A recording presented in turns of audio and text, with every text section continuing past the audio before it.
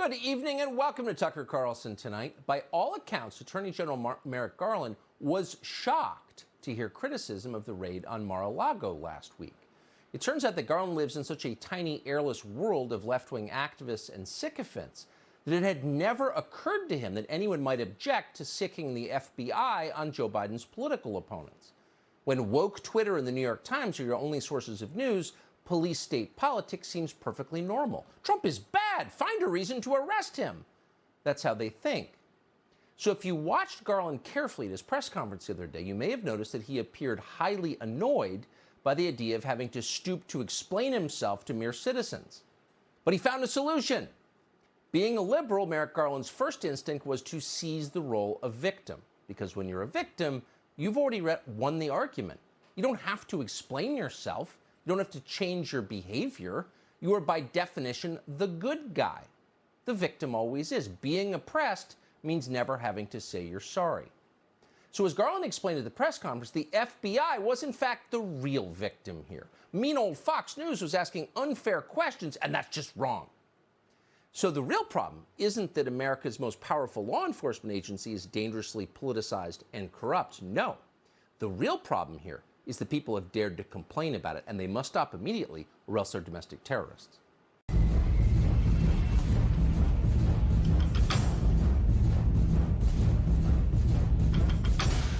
But the truth is, there are still questions about the FBI's behavior on and around January 6th.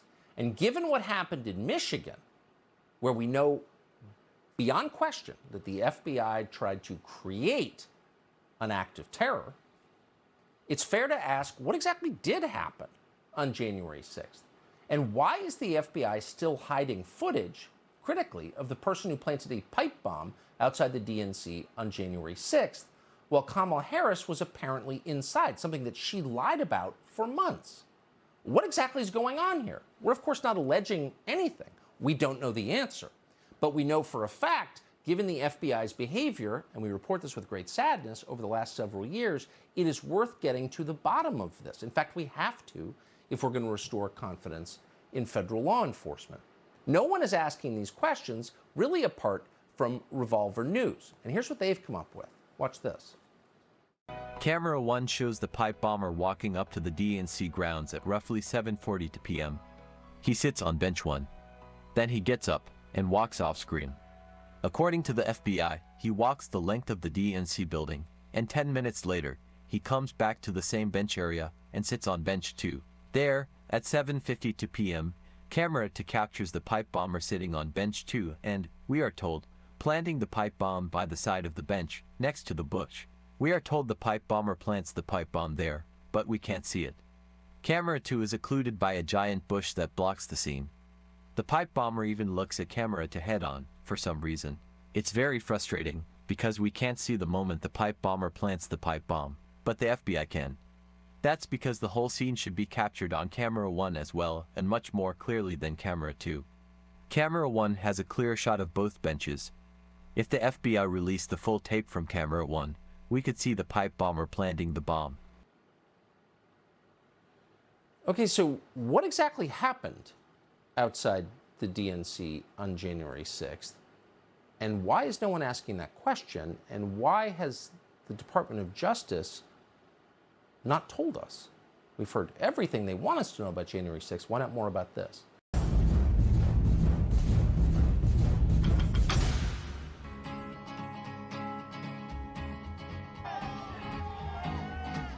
To the town of Alfreel rode a stranger one fine day.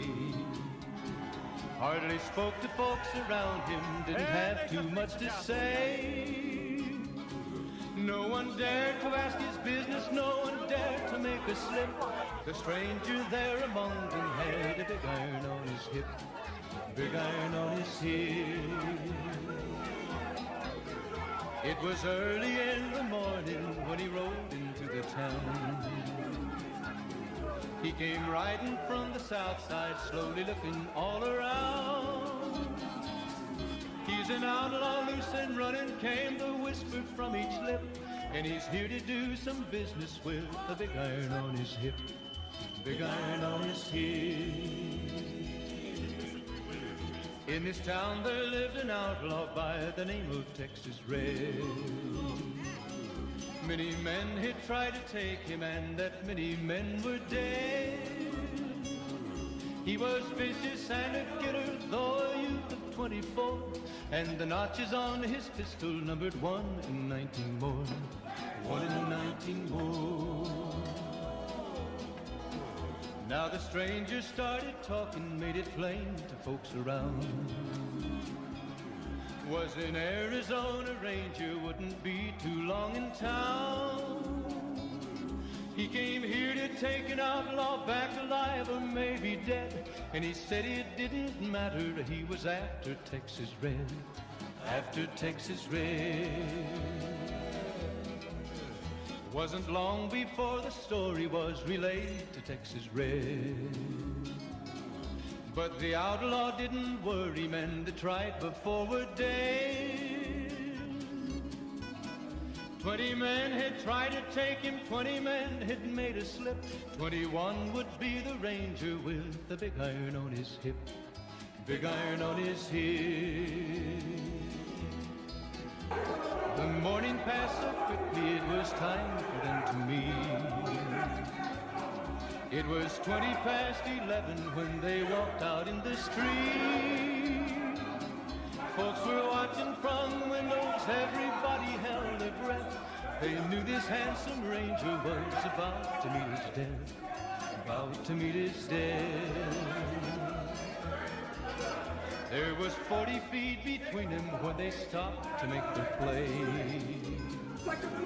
And the swiftness of the Ranger is still talked about today. Texas Red had not cleared leather for a bullet fairly ripped, and the Ranger's aim was deadly with the big iron on his hip. Big iron on his hip. It was over in a moment and the folks had gathered round. There before them lay the body of the outlaw on the ground. Oh, he might have went on living, but he made one fatal slip when he tried to match the Ranger with the big iron on his hip. Big iron on his hip. Big iron, big iron. When he tried to match the Ranger with the big iron on his hip. Big iron on his hip.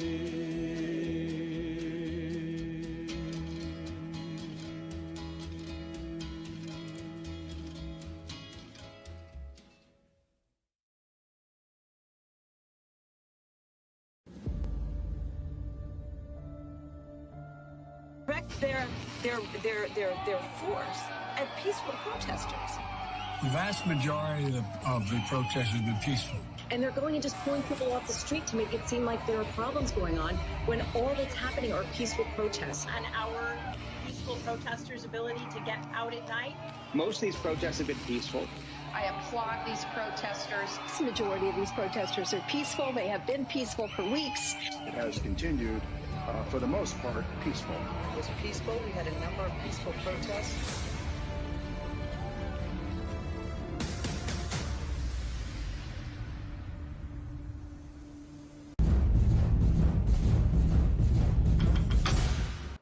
As Garland put it with what seemed like genuine outrage, I will not stand silently by as the integrity of the FBI is unfairly attacked. Well, of course, media organizations loved it. There's nothing they revere more than a victim. Victims are holy. So they immediately took Garland's side. They're being mean to the FBI. Stop it, guys. That's not allowed. But if you take 3 steps back and think about it for a second, Garland's position, which effectively is you're not allowed to criticize me, I'm the Attorney General of the United States, is pretty weird. In fact, it is an inversion of the traditional relationship between the U.S. government and the population it supposedly serves. According to Merrick Garland, the onus is on American citizens to respect the FBI. Obey, it's your duty. But, of course, that's not true. In a democracy, the onus is on the FBI to earn the respect of Americans. They work for you, remember? And lately, they have not been doing a very good job, and people know that they haven't been. The public's confidence in the FBI has plummeted by double digits in just the last few years. And unfortunately, there's a reason for that, and it's a huge problem. We need the FBI. You can't just defund federal law enforcement.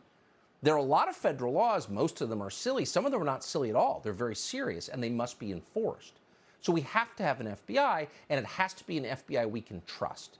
And we can't trust it until its behavior merits trust, until it's honest, and to the extent it can be, transparent, consistent in the way it enforces the law.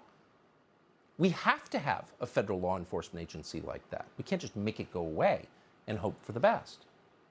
But we're nowhere near that point because the people who are supposed to be overseeing the FBI have ignored egregious examples of corruption over many years. But they're getting very hard to ignore because they're just so obvious now. And it's not just the raid on Mar-a-Lago. Consider the Gretchen Whitmer kidnapping case. You may remember that story. It's from the fall of 2020. You may even have followed it a little bit and heard how it ended. So it seemed like a terrorism plot was in fact a setup by the government to make a group of ordinary people in Michigan look like terrifying right-wing extremists, those violent white nationalists Joe Biden is always mumbling about. Well, it turns out there aren't enough of those people in real life. They're pretty rare, actually. It's not a very racist country, despite what they tell you. So the Justice Department had to go create some, and they did. And that's not just our opinion. That was the finding of a federal jury in Michigan. So it's a shocking story, really. But the details of that story are even worse than that. They are beyond belief, and we'll tell you what they are in just a minute. But first, to set the scene, here is Gretchen Whitmer herself, governor of Michigan, announcing that she was the intended target of a terrorism plot. This is from October 8th, 2020. Earlier today, Attorney General Dana Nessel was joined by officials from the Department of Justice and the FBI to announce state and federal charges against 13 members of 2 militia groups who are preparing to kidnap and possibly kill me. If you break the law or conspire to commit heinous acts of violence against anyone, we will find you, we will hold you accountable, and we will bring you to justice. Oh, we'll bring you to justice. I'm so important that militia groups have organized to take me out.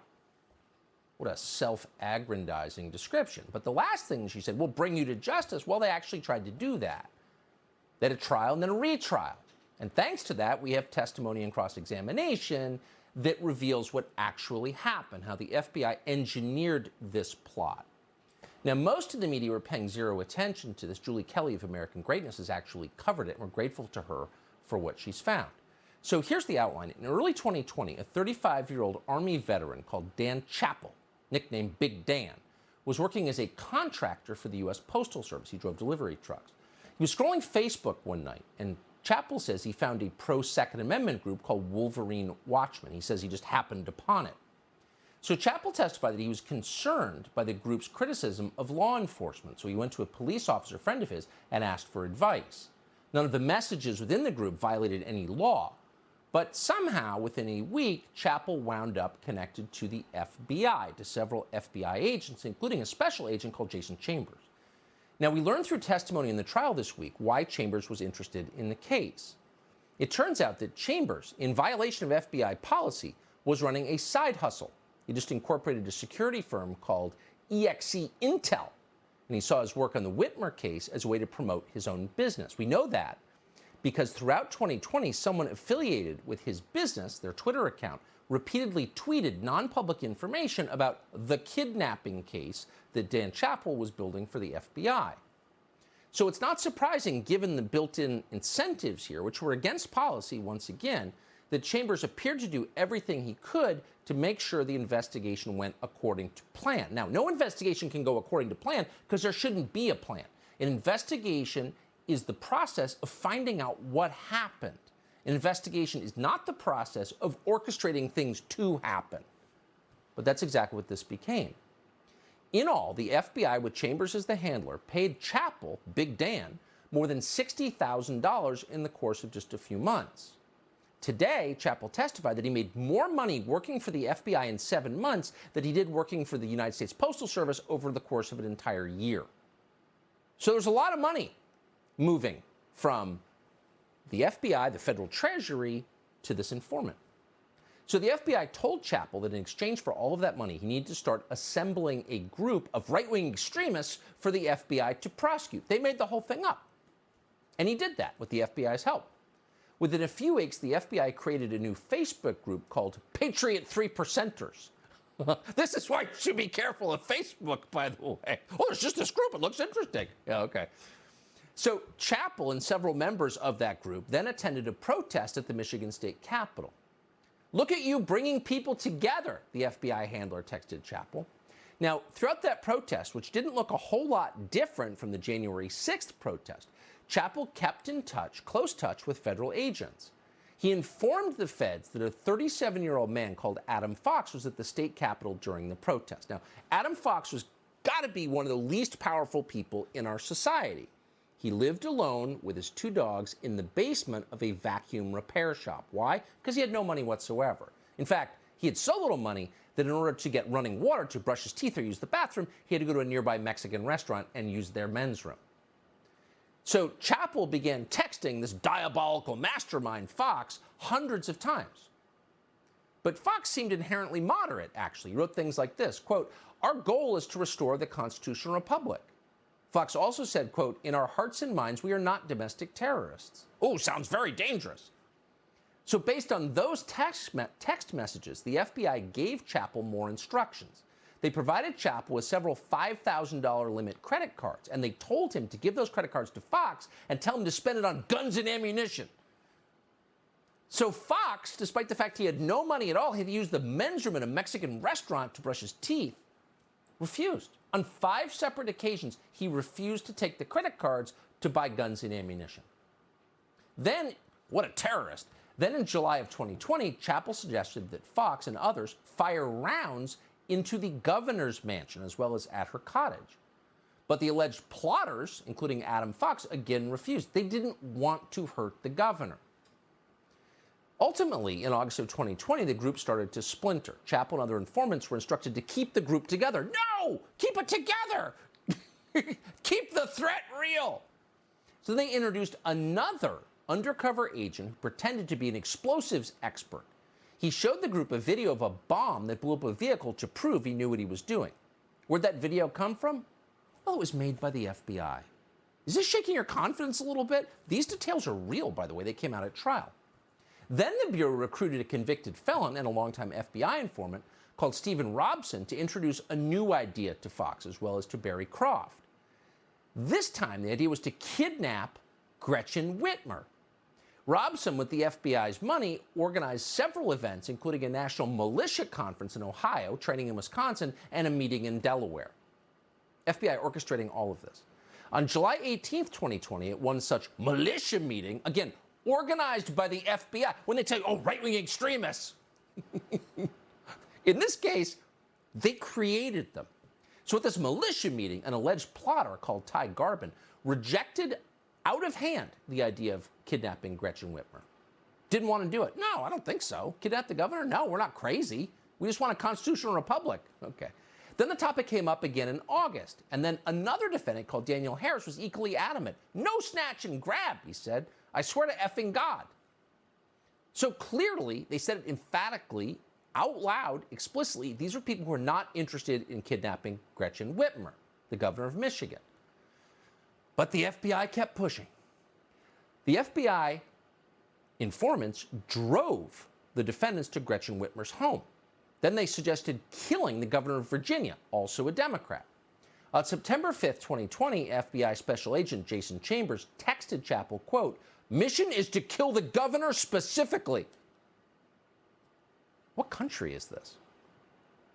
To pressure one of the defendants, a man called Barry Croft, into doing that, one FBI agent admitted this week that a female informant slept in the same hotel room as Croft. It was a honey trap. FBI agents also testified this week that they regularly got high with Adam Fox. They smoked weed with Adam Fox. They said he was so high, in fact, he was high in all of his meetings with them. Again, that's against FBI policy. You can't just give drugs to people and hope they do something bad. Well, after all of this failed to produce a kidnapping plot, it fell on yet another FBI agent called Richard Trask to build the criminal case against the defendants. Now, that same year, Trask, who has now been convicted of beating his wife, called Donald Trump a piece of excrement on social media. Really? Yeah. Just nonpartisan federal bureaucrats, public servants doing their job. Now, incredibly, after all of this, the person in charge of the field office overseeing the Whitmer investigation in 2020, a man called Stephen D'Antuono, was promoted, not fired, promoted to lead the D.C. field office in late 2020. Are you connecting the dots here? In other words, the guy who made sure that FBI informants were active during a rally in the Michigan State House in 2020, as part of this concocted plot, that same guy went on to become the guy who oversaw the investigation into, wait for it, January 6th. The election justice protest they're calling an insurrection. But just remember, don't ask whether the FBI used informants to entrap anyone on January 6th. No, you can't do that, or else you're an insurrectionist yourself. Nor are you allowed to ask why Stephen D'Antuono's agents were involved in the raid on Mar-a-Lago, even though that's in Florida and he's in Washington. Because it turns out questions like this are hate speech. Watch. All the buzz on the internet and all over the airwaves, it does have an impact. Well, I mean, you could say buzz. Well, there's an awful I'm lot calling it buzz. There's an awful lot of hate speech coming from pro-Trump media outlets. And anger. Just attacking the nation's premier law enforcement agency simply because Donald Trump is being investigated. Oh, it's hate speech. Now, if there's one thing we know about hate speech, is that it's not protected by the First Amendment. You've read that part of the Constitution where it says you can say whatever you want as long as MSNBC doesn't designate your words hate speech. So when they call any criticism of the FBI, that would be Joe Biden's personal defense force, they call that hate speech. What they're really saying is you're committing a crime. You can see where this is going.